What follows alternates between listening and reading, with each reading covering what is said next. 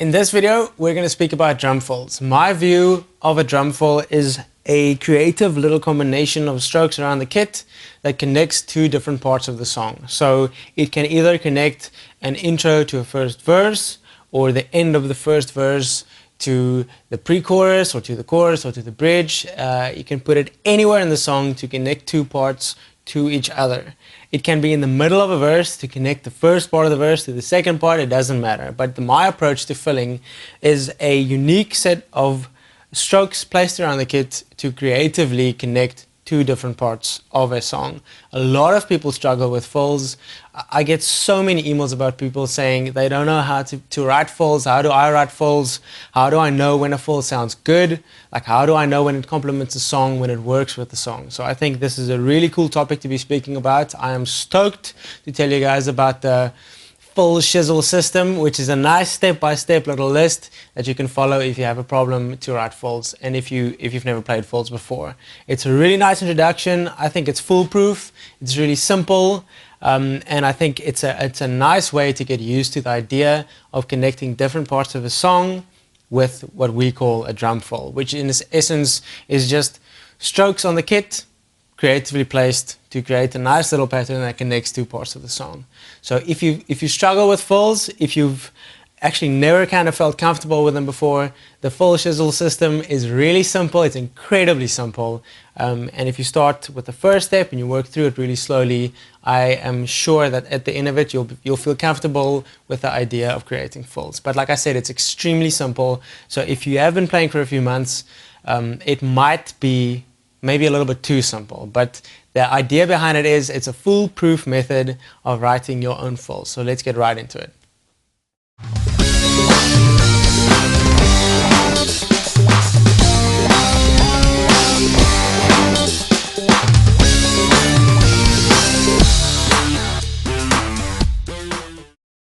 The first step of the system is to play an eighth note beat that you feel comfortable with.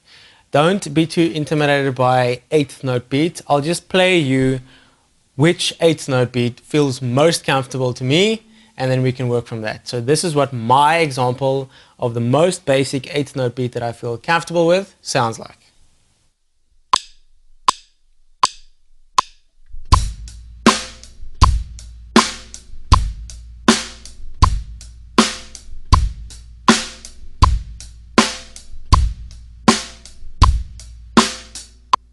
So it's incredibly simple, it's really basic, and I feel very comfortable with that. I don't even have to think about that too much. And try to find a beat or a combination of an eighth note beat that you feel comfortable with.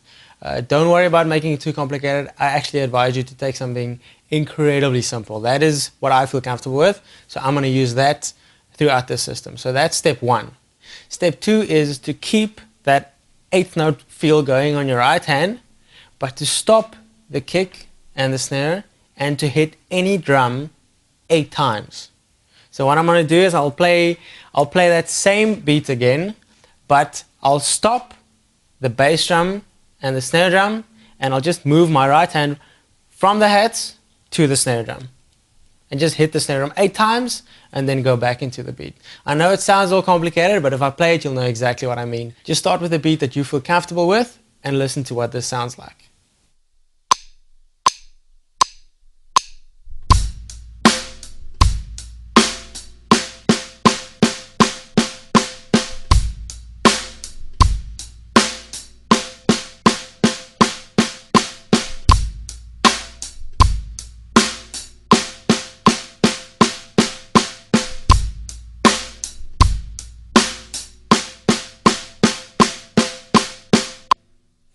So you keep the exact same vibe going that you're playing with the right hand. You're just moving it from the hats to the snare drum in this case. So just get comfortable with the length, most importantly, and the feel of hitting 8 notes on the snare, because that's the essence of a fill. So just get comfortable with the length and the feel. That's really important. Don't worry too much about the note values. It's really important though that you see that the length that the beat is being played, the 8 notes on the hats, is the same as the 8 notes being played on the snare drum. The next step is then to move it around the kit. So we're still hitting something 8 times. 8 notes will still be played, but the first 4 notes I will play on the snare drum, and the second 4 I will play on the rack tom. I know it sounds complicated, it's extremely simple. I'll start with a basic beat again, then I'll hit the snare drum 8 times, like in the previous example, so you can see where we're coming from, and then the next time I do the full, I'll hit the snare 4 times, and the remaining 4 strokes will be on the rack tom, and then I'll go back into the groove. Really simple. Listen to this.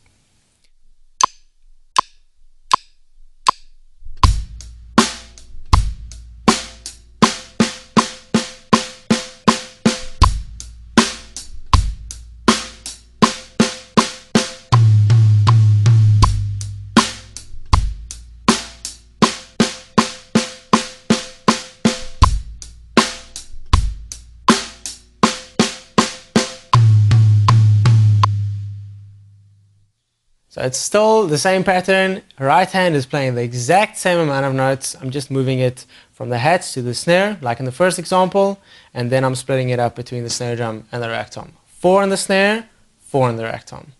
The next step then, another example of this would be to just hit random drums. Just see if you can hit random drums, but still commit to just hitting 8 notes. That's really important.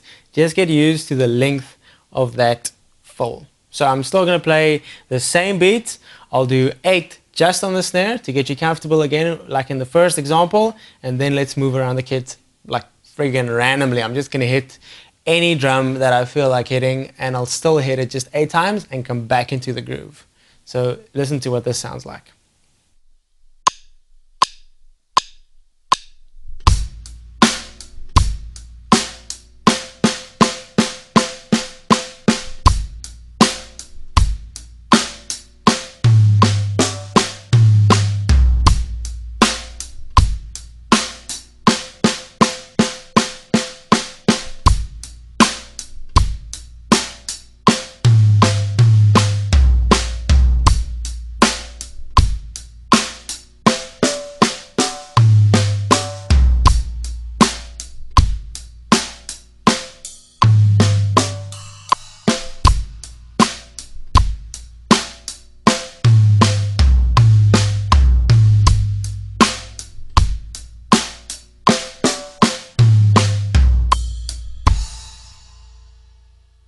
So I started going a little crazy and hit some cymbals and shizzle in between, but I just want you guys to get used to that idea that it's 8 notes long. Regardless of how I split it up or what I hit, the fill is 8 notes long. Because regardless of how complicated or simple the fills that you will play in the future, regardless of how complicated they might be, you always need to be aware of the length. So you need to know where the fill starts and where, most importantly, where the fill ends, which most cases should be on the one of the next bar. But just get used to the length of fills. In this case, 8 eighth notes played with the right hand. Next step is to split them up between the 2 hands. So now all 8 notes won't be played just with my right hand. So I won't go 2, 3, 4, 5, 6, 7, 8. I won't do that anymore. I will go 1, 2, 3, 4, 5, 6, 7, 8 and go back into it. So it's still 8 eighth notes. It's just not being played with one hand anymore. I'm going to split it up between my 2 hands. So each hand will be playing 4 notes, but don't think about it like that. It's not that complicated. You're just taking the same length of notes and evenly distributing it between both hands. So this is what that will sound like.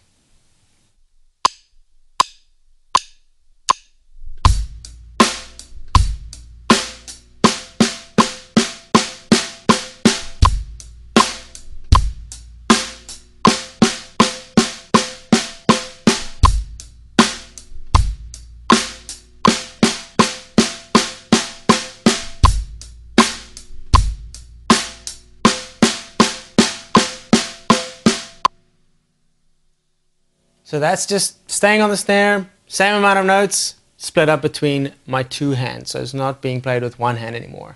The next step then would be to split this up around the kit. So now not staying just on the snare. You can do something structured if you feel comfortable with that. So playing 4 notes on the snare, 4 on the rack tom, like the previous example if you want to.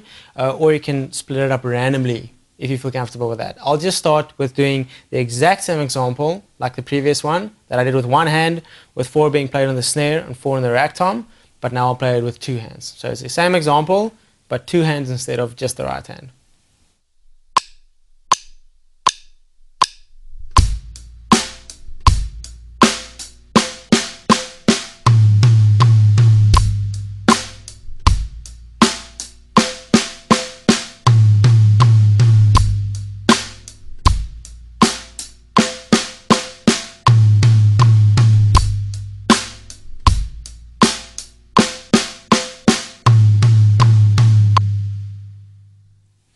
And now also, like the previous example, I'll play the exact same pattern, but, well, the exact same amount of notes. I'll just split them up randomly around the kit using 2 hands.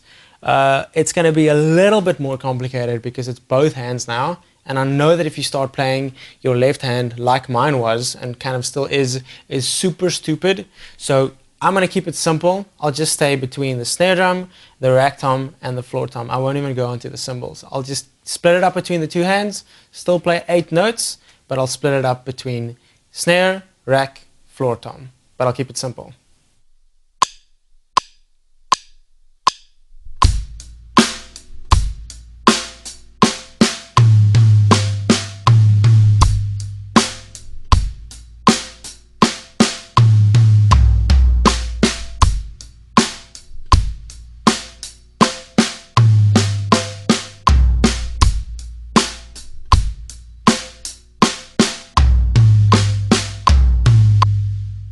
I think it would be a really good idea to do that many times just to get comfortable with the length of things, just to be sure that you know exactly how long those 8 notes feel. So it's really important to do that enough times to feel comfortable with that. Even if you just want to stay on the snare for longer, just play the 8 notes on the snare until you feel totally comfortable with the length of things. Because if you can feel it instead of counting 1, 2, 3, 4, 5, 6, 7, 8, if you can feel the length, you can split it up around the kit so comfortably. The next thing that I want to show you guys that everybody struggles with is to come in on the 1, but to crash on the 1. So 1, 2, 3, 4, 5, 6, 7, 8, 1, 2, 3. That's what everybody struggles with in the beginning. So I'll just play that. I'll play the simple, easy little rock groove that I started with at step 1. But I'll just crash in on the 1 at the beginning of every single bar. Don't be intimidated by the friggin' technical talk. I'll just play it so you can hear how simple it sounds.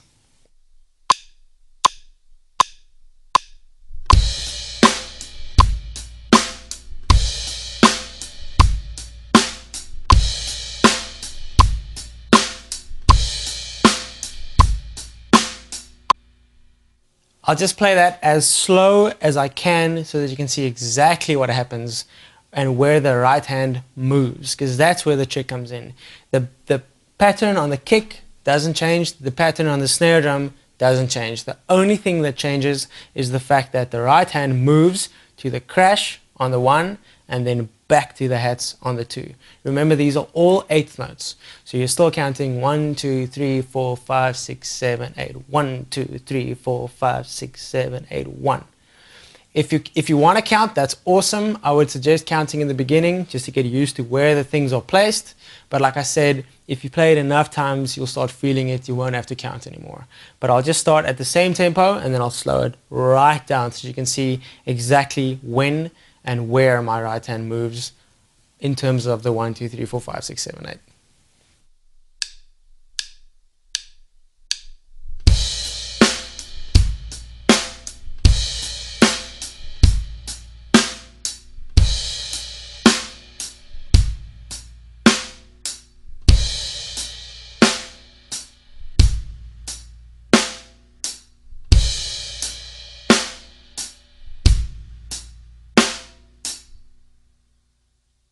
So it's just on the 1. On the 1, my right hand moves from the hats to crash the crash on the 1.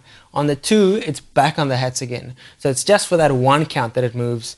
It's just for that 1 count that it moves to the crash. That's something that I would suggest you feel. So like I said, if you want to count and you want to get used to it that way, that's totally healthy, that's totally normal, that's the way that most people learn it. But I think when you get to the point where you don't have to count anymore and you can feel where the bar starts, that makes things so much easier. So just count enough times so that you know when to crash on the one and come back to the hits. And like I said, use a really simple beat that you feel totally comfortable with, just to get used to the fact that only your right hand is moving. The pattern on the kick and the snare stays exactly the same. It's just your right hand that's moving. And now I think to take it one step further, you try to play the full, so the 8 notes that you're playing around the kit, and try to come in on the crash, which will be the 1. If you feel comfortable just hitting 8 notes on the snare again and then trying to come in on the crash, that's totally fine. If you want to split it up or even split it up around the kit, you can try that. But just start with a beat and with a full and with a combination of strokes that you feel comfortable with. This is really important because a big part of drumming comes down to muscle memory, because you don't want to keep counting. You want to play it enough times so that your arms and your hands and your wrists and your fingers instinctively know where to go and what to do, so that you can start feeling it instead of counting it. So play something simple enough times so that it feels comfortable, and then you just try to come in on that 1, which will be on the crash. Also remember that if you hit the crash, you have to hit the bass drum at the same time. That's just kind of drumming 101. Just try to see if you can't get the timing between the bass drum and the crash as close and as tight as possible. But like I said, just play a full that you feel comfortable with and see if you can't start the bar with a crash, coming in on the 1 on the crash.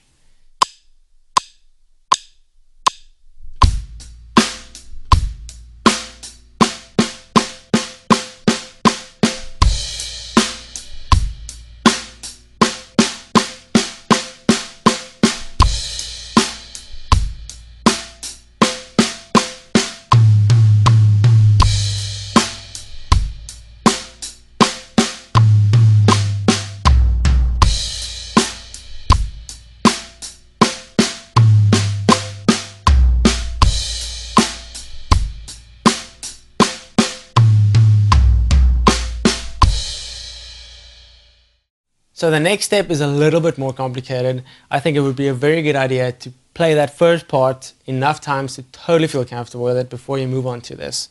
This isn't so hard, it's just a new concept. So if you haven't played what I'm about to play before, then I think just listen to what I'm playing and you'll snap it pretty quickly. But please make sure that you've got the first one totally under control and that you feel comfortable with it. So basically what this pattern is about, it's exactly the same as the first one with regards to your right hand. So your right hand is still playing 8 notes on the hats, but the left hand is filling in all the gaps between the notes. So if the right hand is playing 1, 2, 3, 4, 5, 6, 7, 8, then the left hand is playing 1 and 2 and 3 and 4 and 5 and 6 and 7 and 8. I know I sound like an idiot, I know I do, but I think that totally illustrates the point of playing the other notes with the left hand in between the spaces of the right hand's notes. So what sounded like this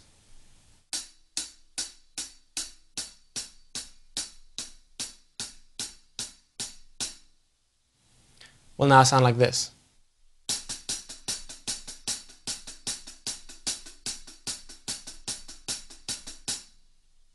So it's not that complicated, it's just doubling up the speed. So the left hand is filling in all the gaps in between the notes that the right hand is playing.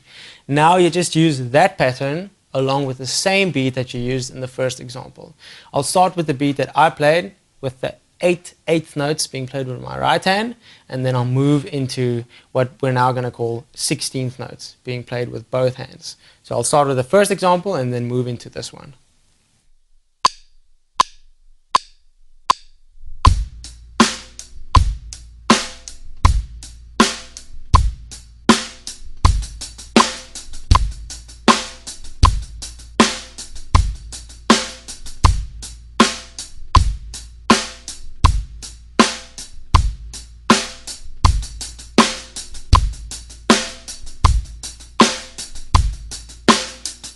If you haven't played that before, it'll definitely be a new concept to you. It was a very new concept to me when I played this for the first time long ago.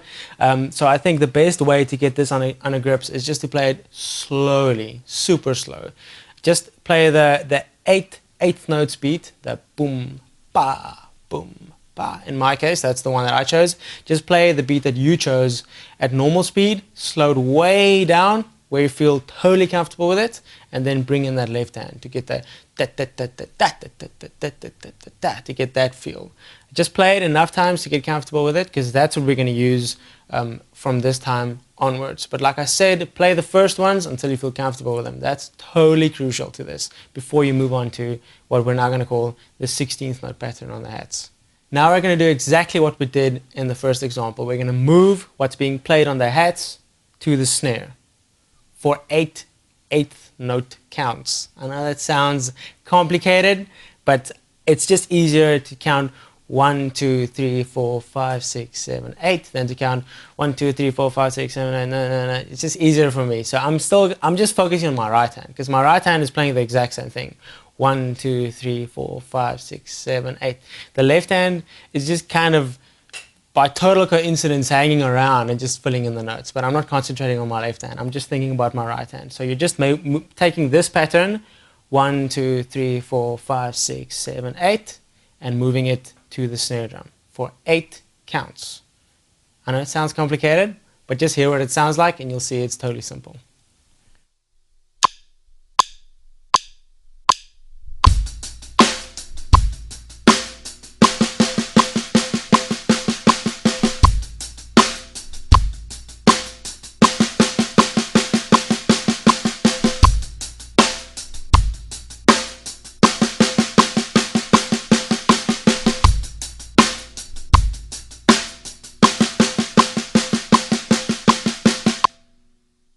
I think something that's also incredibly important is dynamics. And if you've reached this part of the system, then I would feel comfortable enough to tell you to now start thinking about dynamics. So not every stroke is like a robot. If you feel comfortable with that, if you want to get used to this first, that's totally fine. But just keep it in the back of your mind that you need to start playing with dynamics as well. We've actually got a whole DVD dedicated just to dynamics. Don't break your head about it too much just now, but like I said, just keep it in the back of your mind. Maybe check out that DVD later on, or if you have already, just keep those principles in the back of your mind. Stay aware of the fact that you need to play, well, that it will sound awesome if you play with dynamics. Just keep that in the back of your mind. Now we're going to do exactly what we did in the first example. So we're going to play half of the full on the snare drum and the other half on the rack tom.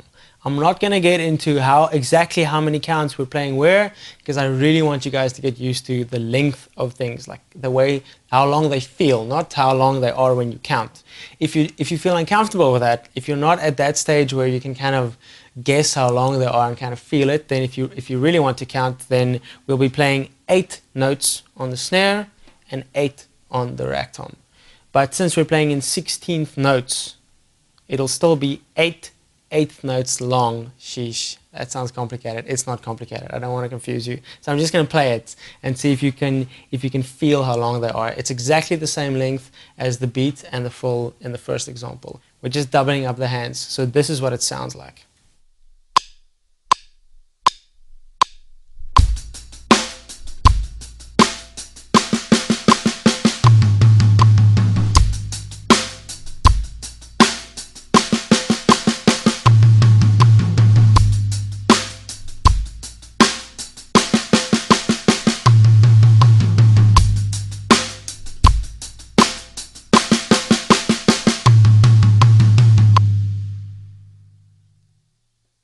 Once again, I take out the kick drum and I take out the snare drum. Well, I don't take out the snare drum because I play it, but I remove the pattern that I play between the kick and the snare when I do the full, just to make things easier.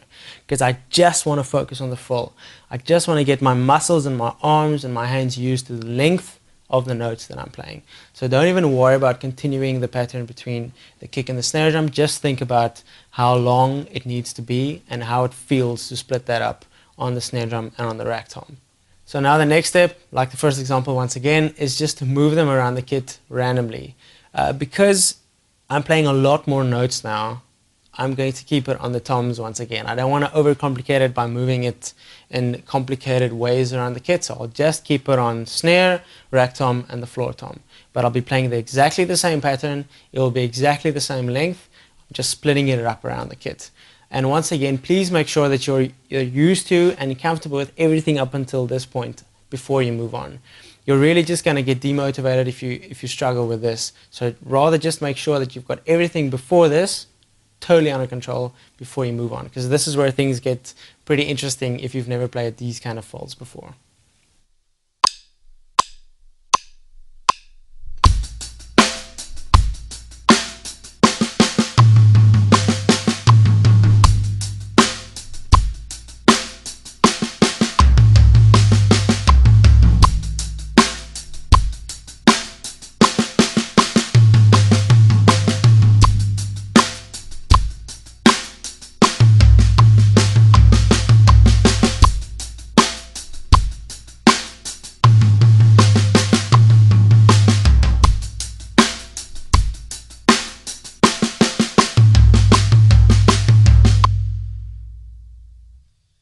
So things get pretty interesting pretty quick if you start splitting the notes up in strange ways. You'll see that sometimes if your left hand is finishing up on the floor tom, it's quite hard to get it back to the hats quick enough. But I just want you guys to get used to the length of things. If it gets too fast at the end, you can switch from 16th notes, which are what we're playing now, back to 8th notes, maybe just for the last few notes. If you start feeling the length of things, that'll be a cakewalk. You won't even have to think about it.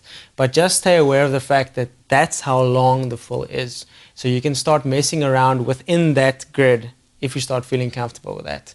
If stuff like this becomes complicated and hard to do. So now, just like in the 8th note example, we're going to try to play the same fill. I'll just stay on the snare for now, but we're going to try to come in with a crash on the 1. You know what this is about, so I'm not going to go too deep into details, but I'll just play it so that you can hear what it sounds like. So in this example, I'm trying to hit the crash on the 1 of every bar.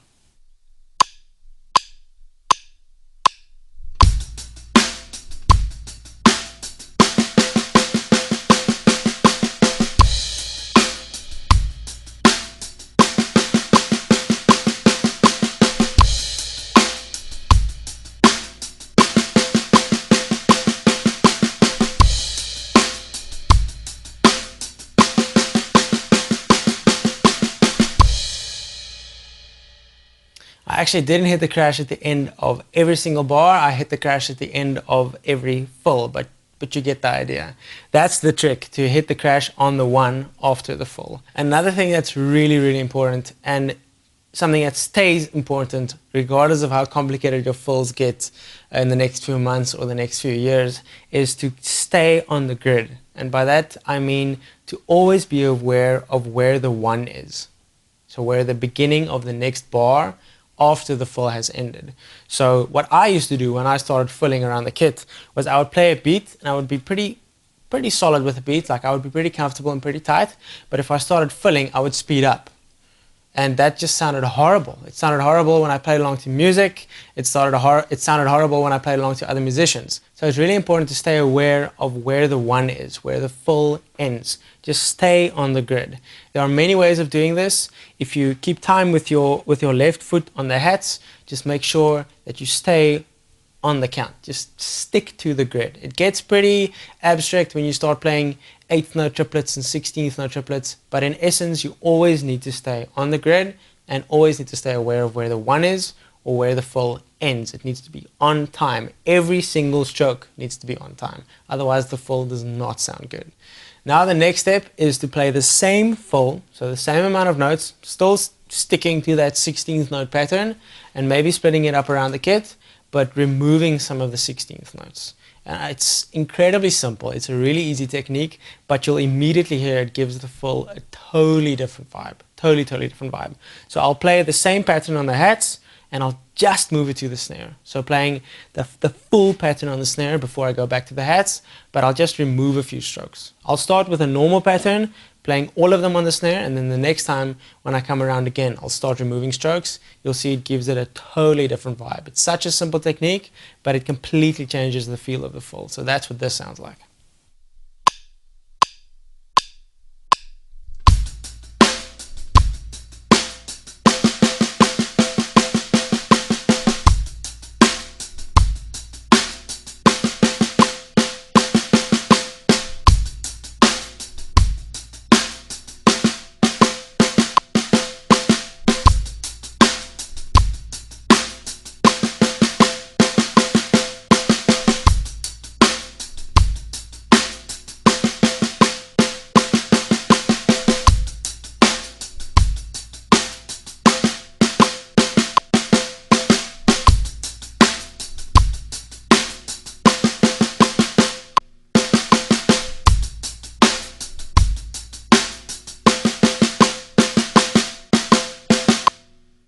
just by taking strokes out at random places, it totally changes the fill. It creates something completely new. At the end of that example, I started doing something, some interesting stuff. I think it might sound complicated to somebody who's just starting to play drums, but it's just a question of removing some of the notes. If you feel comfortable with that pattern and you want to play it slower, that's totally okay. Just play it as slow as what feels comfortable to you, so that when you take notes out, you've got enough time to kind of think, okay, I took out the left hand, so the right hand needs to play again. Just play it slow enough so that you can stay aware of what's going on, especially if you're just starting out with this. The next step then is to add notes.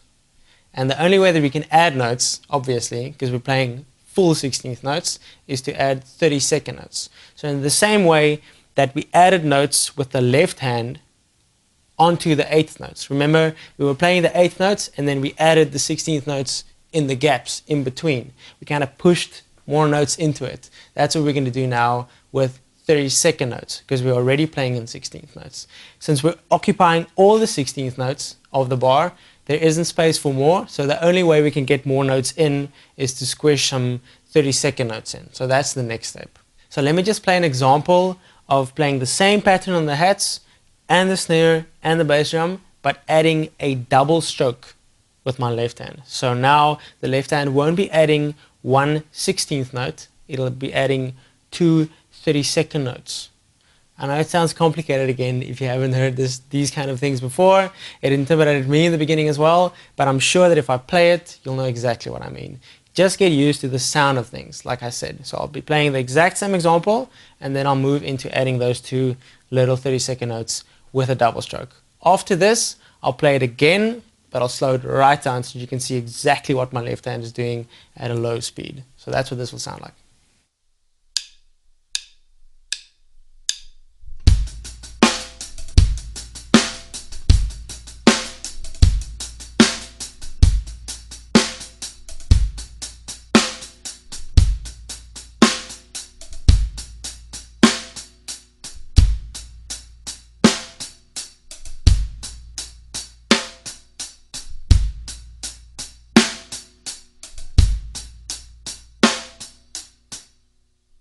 Now I'm going to take that pattern with the little 30-second note double stroke shizzle sneaked in there, and I'm going to turn it into a full on the snare drum. So I'm just going to move my hands in the exact same way that we did with the straight up 16th notes and that we did with the straight up 8th notes, and I'm just going to move my hands from the hats to the snare drum. That's the first step of transferring that pattern to the rest of the kit as a full. I'll start by just playing it on the hats again, and then I'll move it to the snare so you can hear that I'm basically just moving the position of my hands, but not the note values at all. Be playing the same thing that I played in the hats on the snare.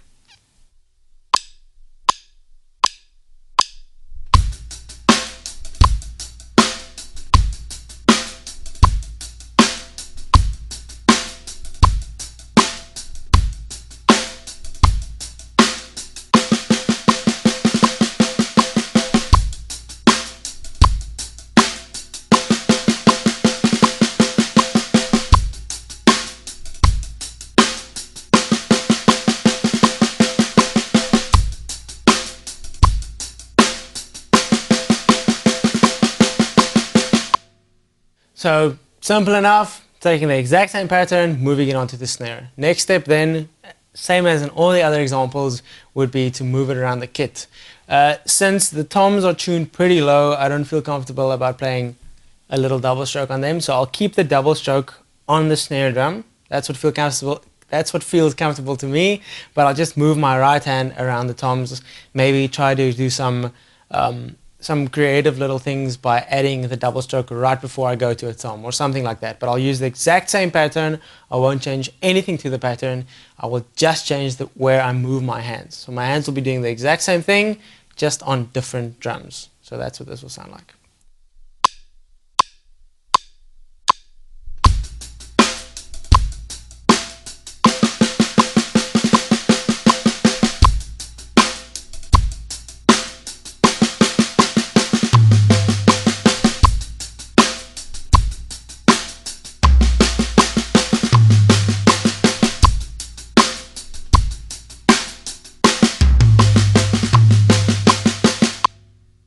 Keep in mind that I chose to add only one little 30-second note double stroke with only my left hand, because that's what I feel comfortable with at this stage.